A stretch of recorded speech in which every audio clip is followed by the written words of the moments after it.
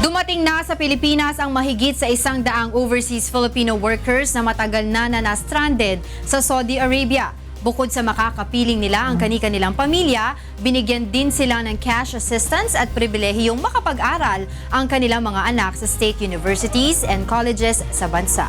Ito ang balita ni Rosalie Cos.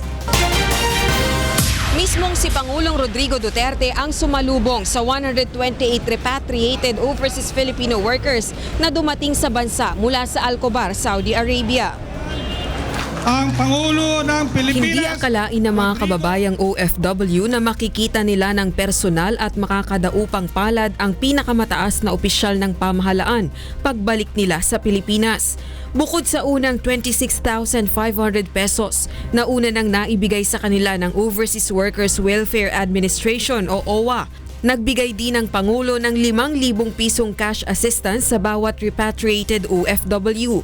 Binigyan din ng pribilehiyo ang mga ito na makapag-aral ng libre ang kanilang mga anak sa mga state university at colleges sa pamamagitan ng Office of the President. Ilan lamang sina Mang Lester at Mang Fernando sa libu-libong OFW na nawala ng hanap buhay sa Saudi Arabia, bunga ng financial crisis ng ilang kumpanya doon at pagbagsak ng presyo ng langis sa world market.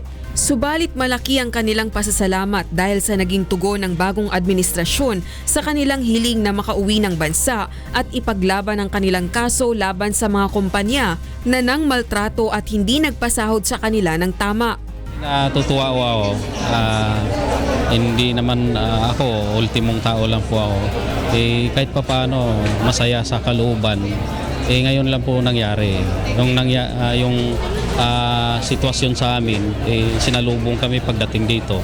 Presidente pa ako sumalubong sa amin.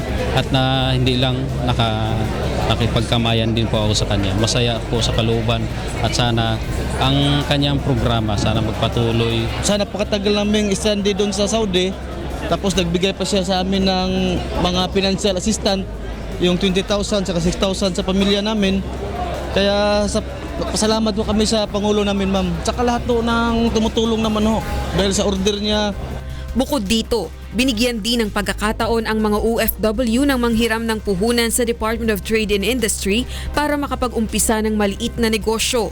Higit sa lahat, nangako rin ng Chief Executive na gagawin ang lahat ng paraan upang pataasin ang antas ng ekonomiya at solusyonan ang suliranin sa kapayapaan sa Mindanao, droga at katiwalian sa pamahalaan.